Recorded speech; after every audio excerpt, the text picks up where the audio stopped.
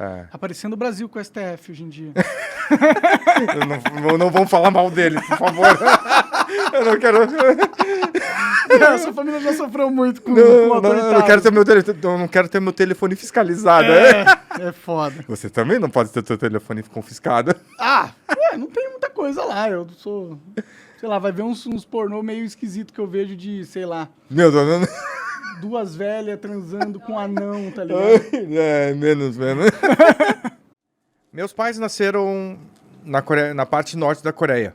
Da Coreia, sim. Antigamente era uma península só. Sim, era unificado, era uma nação só.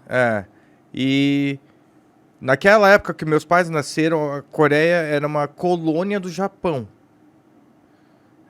O Japão invadiu a Coreia, a península. Também invadiu parte da China também.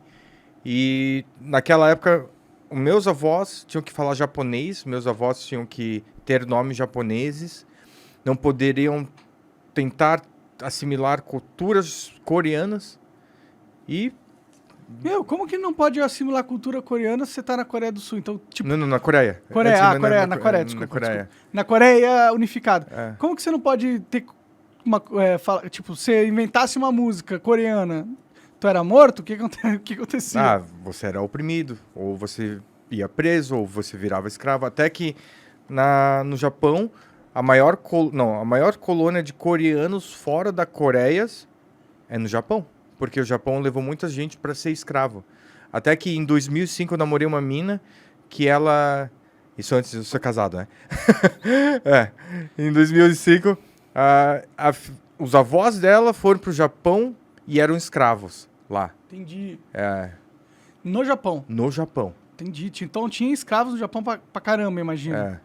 Caralho, a gente... A história do mundo é sempre trágica, né? É sempre... E isso foi em 1900 alguma coisinha, não é? Sério? 1900? É. Caralho! Tinha escravo no Japão até recentemente, né? Porque ela era avó da mina. Que era escrava, no caso. Caralho, que bizarro. Aí, quando começou a ter aquela revolução lá, socialista, que a Rússia começou a descer, apoiar, tentar invadir, meus avós decidiram ir pro sul. Então foi antes da Coreia do Norte virar o que é hoje. Isso. Entendi. Mas aí, naquela época, eles perderam propriedade, casas, empresas, perderam familiares. Até um dos primos da minha mãe foi adotado pelo meu avô. E assim, meu avô fingiu que ele era filho dele para escapar junto com a minha mãe. Pode crer. Quem que estava impedindo das pessoas cruzarem a fronteira na época? Era o exército norte-coreano, no caso? Já tinha se formado um estado separado? Naquela época ainda não, mas assim, já tinha aquela tensão. Era aquela época assim, vai ter besteira e a gente tem que começar a fugir. Aí claro, o governo estava tentando tomar as casas das pessoas. Se você fosse contra, se você falasse mal, você ia lá conversar com uma pessoa que você não ia voltar mais. Entendi. É sinistro, né? Aparecendo o Brasil com o STF hoje em dia. Não vamos falar mal dele, por favor. Eu não quero... Essa família já sofreu muito com o autoritário. Eu não quero ter meu telefone fiscalizado. É foda. Você também não pode ter seu telefone confiscado. Não tem muita coisa lá. Eu sou... Sei lá, vai ver uns pornô meio esquisito que eu vejo de, sei lá... Meu Deus, duas velhas transando com um anão, tá ligado? Menos. Mas assim... Foi bem triste. Meus pais tiveram que sair... Meus avós saíram com meus pais.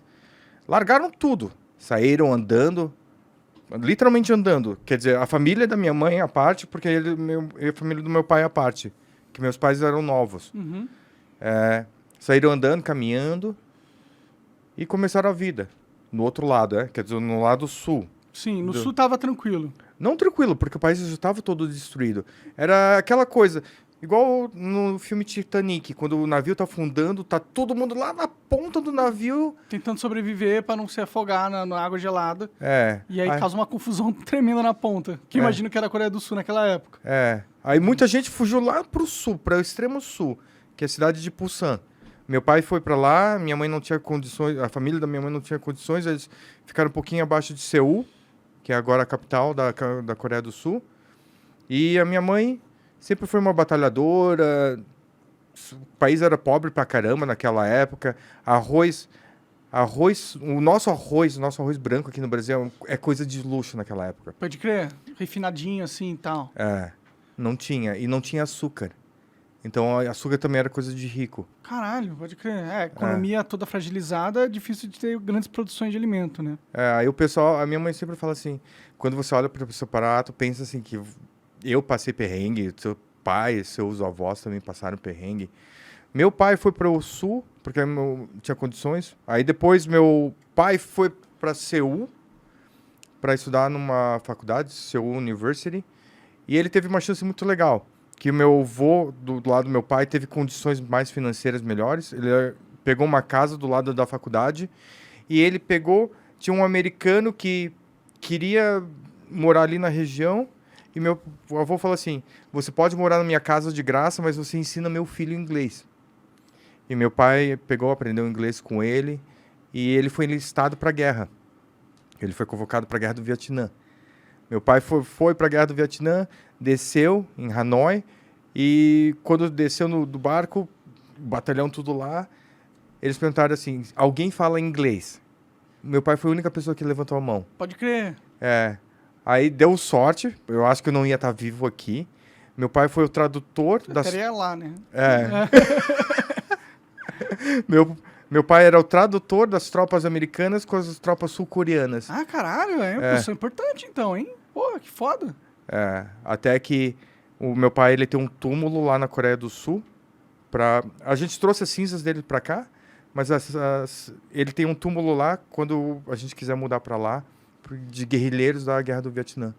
Tipo, tem uma honraria por a sua família ter representado um papel importante na guerra. E ele tem uma pensão, tinha uma pensão de tipo um maço de cigarro por mês, alguma coisa assim. Caralho, as pensões lá não estão... É legal, maço de cigarro, né? Mas, porra... Aí foi isso, assim. E por que sua família veio aqui pro Brasil? Porque quando meu pai voltou da Guerra do Vietnã, a Coreia ainda estava muito pobre, era na década de 70, e tava ainda começando a ter aquele engatinhamento que é o sucesso da Coreia. Uhum. Tinha uma tia do meu pai, que veio na primeira colonização dos coreanos no Brasil. Ela veio pro Brasil, ela falou, venha pro Brasil, o Brasil é bonito, tudo cresce, comida, o tempo é ótimo. Aí meu pai foi.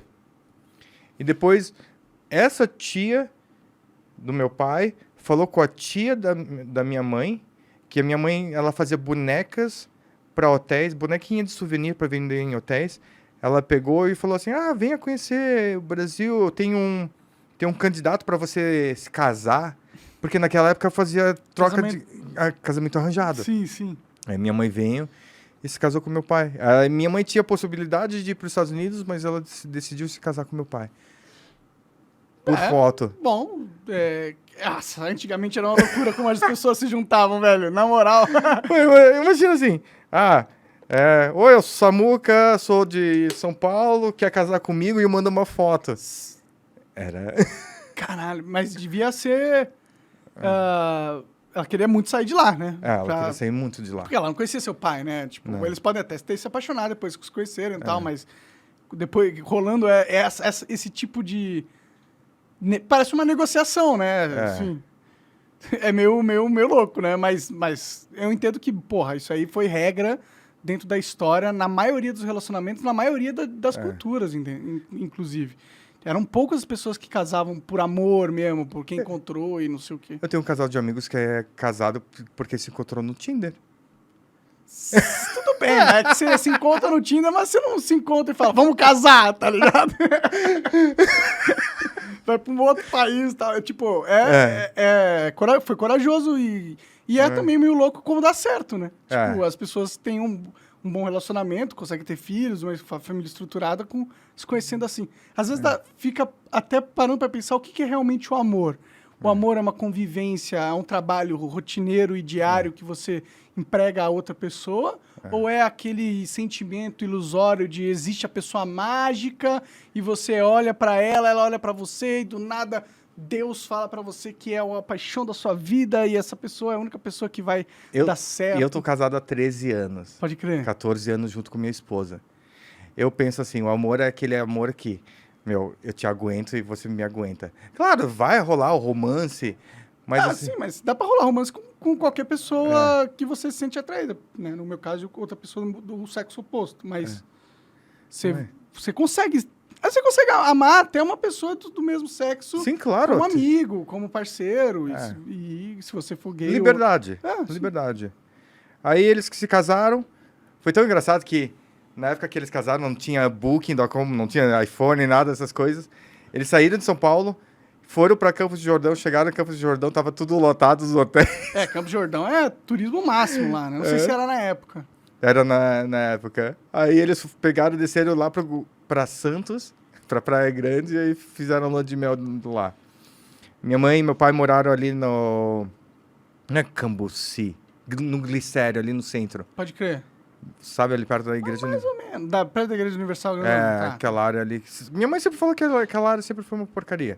Eu não conheço muito, pra ser sincero. Eu morei no Cambuci um tempinho. O Cambuci... Não, mas o primeiro Flow em São Paulo era no Cambuci. Que era o Cambuci. Era do lado do Cambuci, vai. Aí eles não gostavam de cidade grande. Aí meu pai e minha mãe trabalhando, sempre descendo a rua, representante, costurando roupa, papapá. Foram para Curitiba. Ficou muito frio. Lá é frio mesmo, às vezes. Frio pra caramba. Eu já peguei -2 lá, é frio pra cacete. Aí depois eles decidiram, meu pai ele era representante de peruca, porque naquela época usava peruca. Pode crer, hoje em dia a gente põe cabelo transplante. Que é uma evolução, né? Aí ele pegou, achou Itajaí e ele curtiu. Aí ele pensou assim, pô, lembra a cidade de Pulsan. O tempo, o clima, e decidiu ficar lá. Pode crer. E de lá, eu e minha irmã nascemos lá. Uma vida... Fomos os primeiros descendentes de coreanos a nascer lá na região. Sério? Caralho. É que não tem muito. Entendi. Quantos anos você tem? 41. 41? Você parece Soretal, jovem. Parece jovem. Você parece jovem. Mas era tão engraçado porque eu era o único oriental da escola. Eu e minhas duas irmãs. Então todo mundo sempre olhava pra gente diferente. Você come esse palitinho toda hora. Entendi. Sempre tem, né? Você acaba de assistir um corte do Monarch Talks. Agradeço demais, mas se você quiser ver o vídeo na íntegra e acompanhar ao vivo todas as transmissões, você tem que ir lá no rumble.com/monarch para não perder nada. Segue a gente lá.